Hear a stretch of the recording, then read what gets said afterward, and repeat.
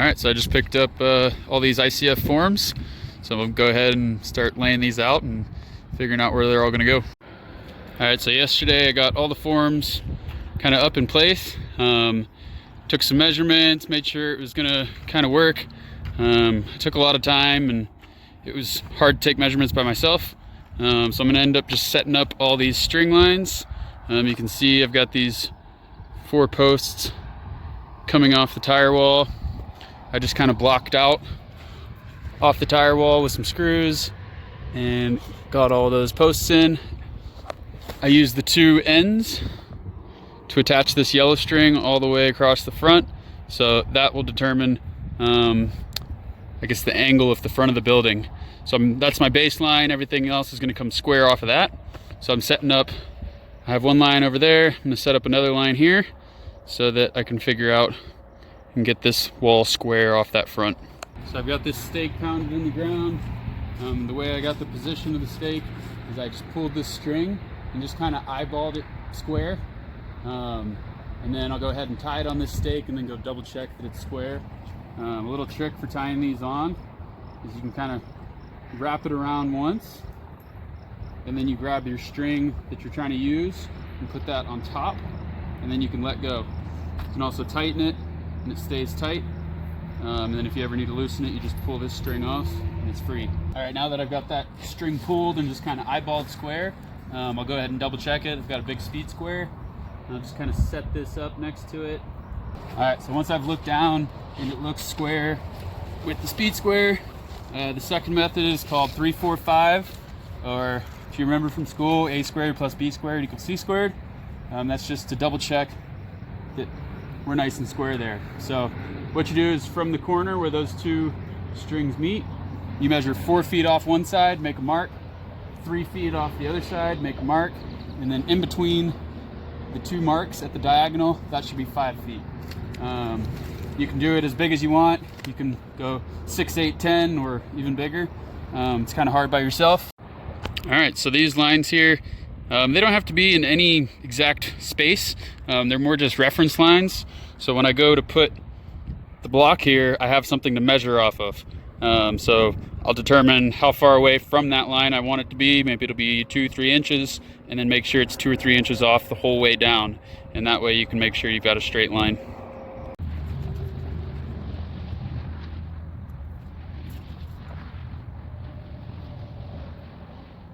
All right, so I just screwed a couple 2x6s together with the tall side facing the ICF. I screwed it into the tires below, pushed it up tight, and then remeasured off the string to make sure I'm exactly where I need to be. I'll also do bracing on the other side. But for now, I'm just gonna go around with that same bracing all the way down this side, and we'll get those all secure and where they need to be. All right, so that bracing is coming along. Got it on both sides here. The purpose of this bracing, it's not only to hold it straight and keep it where it's supposed to be, but we're also gonna screw in this side. And before we do that, we'll put the level across, and then we can kind of shim up the forms at any point just to get it all nice and level before we put our screws in.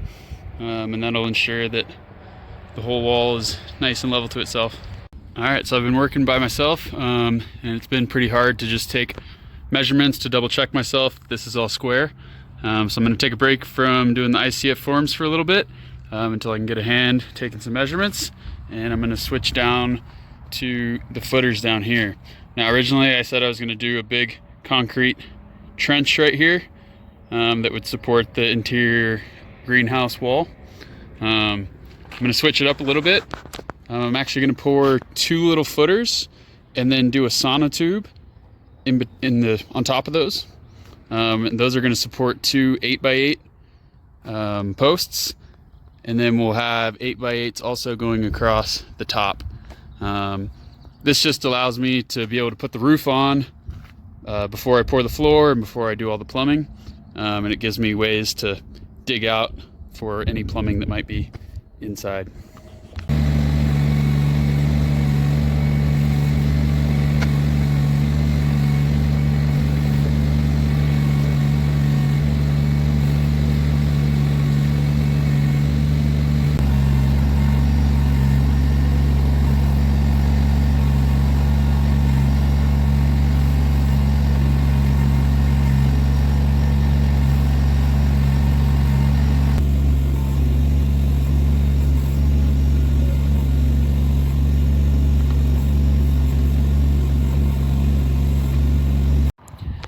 Alright, so it's the next day. I got these holes for the footer and sonotube to go in for the interior load-bearing wall. So those are, I think I dug them down 36 inches from finished floor. So again, I'll pour a little footer, put a sonotube, and then we'll fill the sonotube when we pour the bond beam. Alright, we also got all the forms in place with all the bracing this morning. I wasn't able to film it. Heidi came out to help me with all the measurements, just to double check that I'm all square. It was really hard to do it by myself, and I didn't want to make any mistakes. So what I did earlier ended up being a little out of square. I used the 3-4-5 method by myself, but it's kind of hard to really make sure you're on the string perfectly and you can see the tape. So we ended up resetting, and I ended up doing a 6-8-10. So I measured 6 feet off this ICF form. I marked on the form itself, and then over here marked 8 foot off the form, and then measured in between and got it to 10 feet. So the farther out you go, the more exact it'll be for keeping it square.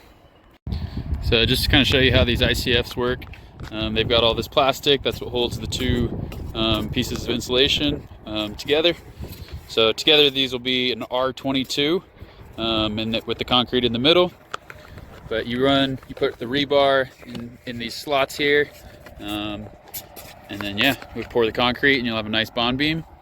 After the bond beam's poured, we're gonna bring up another 4 feet for a thermal wrap, and then that'll be capped off over, and then this will all get buried again. All right, so I'm out at nighttime playing with the laser, just trying to get a good mark on the other side of the wall. So that line there represents the front of the concrete, so the south side of the concrete. So you can see that's just should be 2.5 inches in from the outside of the foam. So this line coming down, I went ahead and marked it with a Sharpie. I've already done it. I moved the laser to the other side, did the same thing over here. So I'll use those lines to connect to make sure I'm exactly where I need to be for these footers. So for the footers inside the building on the load-bearing wall, I was going to do 24 by 24 inch just wooden forms, but I thought I might as well just cut the sidewall off a tire, and I'm going to fill that with concrete. So those are 8 inches tall as well. Throw us a little bit of rebar in there, and that should be good to go for the footer for the sonotube. Over on the east side, I'm just getting started on this one. Pretty much I'm measuring down from the bottom of that. It's going to end up being 80 inches from the top of the footer. So the footer is 8 inches tall, so right now I'm digging down to 88 inches below that. Then I'll set the footer, get all that leveled up, pour that, and then it'll be ready for the ICFs to stack up.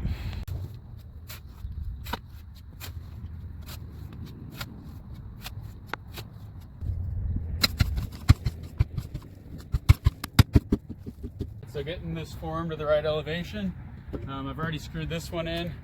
I just measured off the form up to the ICF, made sure that that was 80 inches, and then from there, that's my baseline to get all these on. So I can just throw the level on there.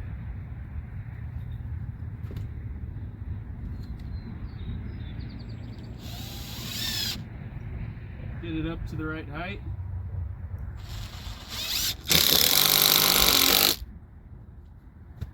Check we're good. There we go, and then just do that all the way around. All right, I'm just getting some rebar put into these forms. I've got these little chairs to kind of keep it up off the ground, keep the rebar suspended in the pour. And then to tie all the rebar together, I've got these ties that kind of hook in, and you use this tool. Makes it a lot quicker and easier.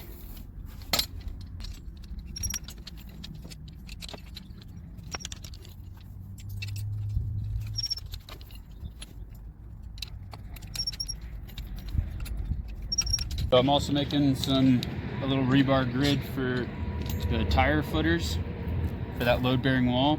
So I'm just kind of using this tire as a template to kind of get the right size, and then I'll put it down in the hole.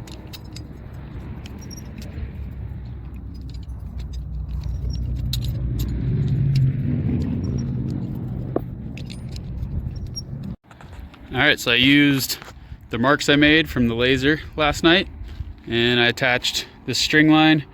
Again, this represents the front of the concrete, the south side of the concrete. So our posts, our 8x8s will sit, that'll be the south face of the post. So the post is an 8-inch post, so it'll come back 8 inches, or 7 1/4. That's the little rebar grid inside the tire form. So I almost forgot, I'm just gonna add some vertical pieces like this. That way it kind of connects this pour to the wall that's gonna be attached to it. Also doing the same thing, adding those vertical pieces of rebar that'll go into the sonotube.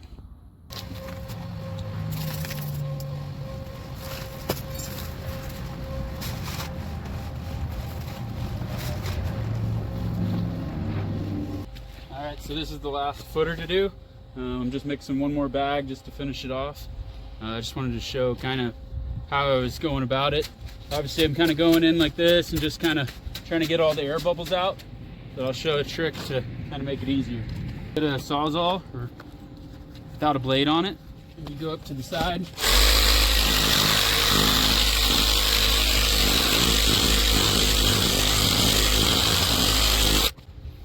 You can see all those bubbles coming up, getting all the air out of there. All right, the footers are all poured. There's all my bags that I mixed. Now you can see how these tires turned out. I think they'll work pretty well. All right, so this morning I got the little buttress wall put up. You can see I scribed the ICFs to the tire wall. Those little gaps I'll fill in with spray foam so it's nice and tight for the concrete to go in. I still need to add bracing and rebar and stuff inside. You can see that top ICF is actually the 90 degree. I'm thinking about just leaving it short like that, and then maybe use a bottle wall or something to kind of curve that up. We'll see. Also working on these sonotubes. Got this one partially buried. You can kind of see how those footers came out. Sonotube on there. All right, so I'll kind of show you how I scribed this. I did the other side yesterday, but it got kind of windy in the afternoon, so I'm doing this one this morning. I don't have a real scribe, but I taped on a 6-inch screw to a Sharpie, and that's what I'm going to use to scribe this ICF. The way they lock together up top, they're kind of in 2-inch increments, so it's locked in right now, so I need to scribe it at least 6 inches or 8 or whatever it may be. So I chose 6 inches, so I'll just go ahead, hold this screw nice and level, and then just come down and draw a line.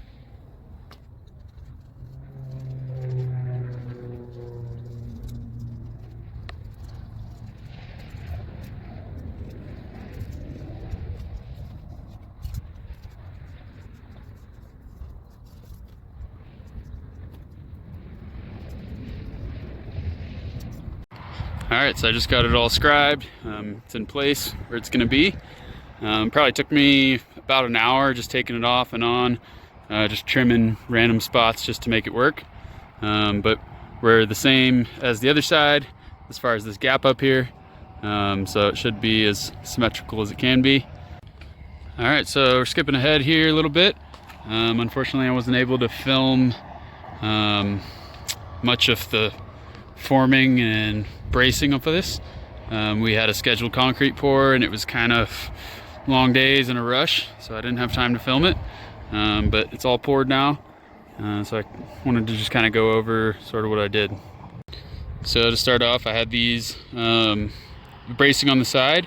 The purpose of these was obviously to keep it where it needs to be, but also you can see I've screwed in every so often. These ICF forms, there's kind of like a big gap every so often, and that's inside there's plastic and you can actually screw into it.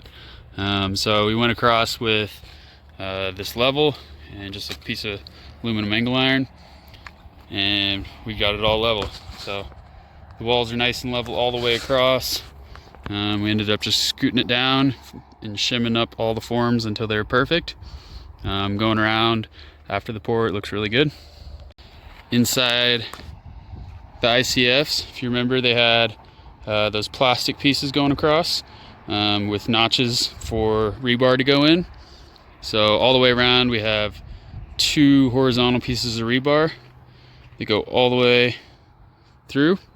Also on each tire we pounded a vertical piece in, and then it went up into the form about 10-12 inches. These are 16-inch tall forms, so pounded through into the tires below, and then it got poured into the concrete. For the buttress walls, like I said, there was 5 ICFs stacked up, and then the 6th 90. So each of those rows of ICF have horizontal pieces of rebar inside, as well as we dropped vertical pieces all the way down, full pieces, and I think there was 3 verticals in there.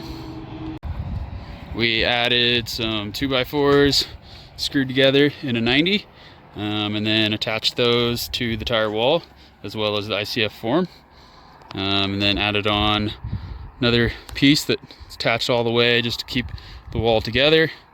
Capped it with some plywood, same thing for the end, and then used some lumber to brace off and just pounded a stake in there, and that's what's kind of supporting it for the pour. It's all hard now. We could pull all the bracing and stuff off right now, but I'm actually going to be leaving for a couple months. I have to go to work, so gonna let it cure, get nice and hard, and then when we come back we'll pull all the forms off and hopefully start framing. I don't think I was able to share the little front wall at all. What I ended up doing, you can see these are a little shorter. These are actually only 2x4s, so the ICFs are 16 inches tall, so I ended up cutting them in half, so it made little 8-inch ICFs. Used those for this wall here. The rebar was the same on the south wall, just 2 horizontal pieces going down, and then vertical pieces of rebar pounded into each tire. These were also capped with just a piece of plywood screwed into the bracing on the side. So we were in a rush the night before the concrete pour. I was thinking about packing all these out, but we ended up just having to use cardboard for in between the tires to make sure when we poured into the forms nothing fell out the sides. I think we went a little overkill with the cardboard and spray foam, but it ended up working pretty well. The sauna tubes that are going to support the interior load-bearing wall, those turned out pretty good. Used a laser and shot where I wanted finished floor all over, and then marked it on the sauna tubes and cut those nice and level to each other. Added some more rebar horizontally inside before the pour. So another thing here, I'd scribed these ICFs to the tire wall, and then just used a can of spray foam just to fill in any gaps, so no concrete poured out. So there it is, with all the forms filled with concrete, bond beams done, tires are done. Like I said, I'm going to be out of here for a couple months, so it'll sit like this, let the concrete cure, and then in September hopefully we'll be back with the crew to frame it and get this thing enclosed.